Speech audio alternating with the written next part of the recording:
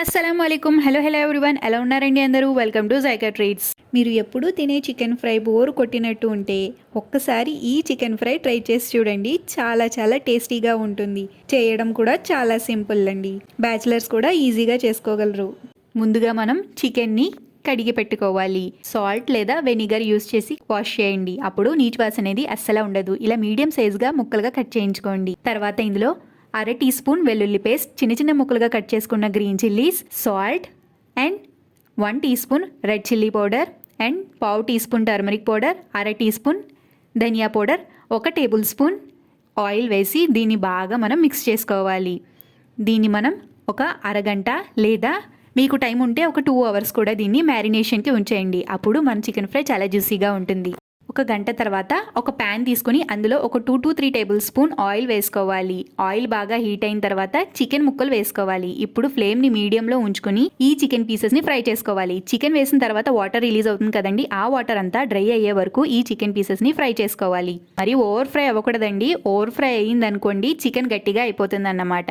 Chicken ముక్కలు 70% వరకు fry అయితే సరిపోతుంది. ఎక్కువసేపు మాత్రం ఫ్రై చేయకండి. అంటే మరి డార్క్ కలర్ వచ్చేంత వరకు ఫ్రై చేయకండి. ఇప్పుడు చికెన్ ముక్కల్ని తీసుకుని వేరే గిన్నెలో వేసుకోవాలి. అదే ప్యాన్లో ఇంకొంచెం ఆయిల్ యాడ్ చేసి చిన్న ముక్కలుగా కట్ చేసుకున్న ఆనియన్స్ని యాడ్ చేయండి. నేను ఇక్కడ ఒక మీడియం సైజ్ ఆనియన్ని యాడ్ చేశాను. మీకు ఇంకా సెమీ గ్రేవీ కావాలనుకుంటే ఇంకొక ఆనియన్ని యాడ్ చేసుకోండి. తర్వాత గ్రీన్ చిల్లీస్ని స్లిట్ చేసుకుని ఇందులో యాడ్ చేశాను అండ్ కొంచెం కరివేపాకుని కూడా యాడ్ చేశాను. ఆనియన్స్ అంతా మంచిగా ఫ్రై అయిన తర్వాత జీరా powder and garam masala powder కూడా నేను ఇందులో యాడ్ చేశాను. ఈ చికెన్ ముక్కలన్నీ వేసుకొని ఈ చికెన్ ముక్కలు మంచి కలర్ వచ్చే వరకు ఫ్రై చేసుకోవాలి. కొంచెం డార్క్ కలర్లో రావాలన్నమాట. అప్పటి వరకు మీరు ఫ్రై చేస్తూనే ఉండండి. ఇలాగా అడుగు అంటుకుంటుంది కదండి గిన్నెకి, ఈ అడుగు కూడా మీరు ఇలా గీసుకుని కలుపుకున్నారనుకోండి మంచి కలర్ వస్తుంది. మీకు ఇంకా చికెన్ కుక్ అవ్వలేదనిపిస్తే ఒక అర గ్లాస్ వాటర్ వేసి కుక్ చేసుకోండి.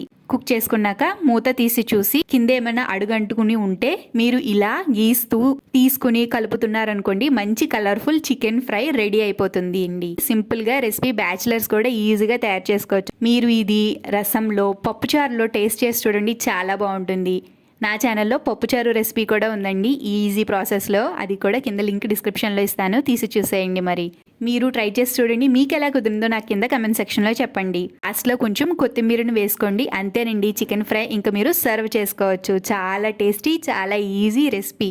వీడియో నచ్చితే లైక్ చేయండి, షేర్ చేయండి. జైకా ట్రీట్స్ ఛానల్ని సబ్స్క్రైబ్ చేసుకోవడం అస్సలు మర్చిపోకండి. Thank you so much everyone.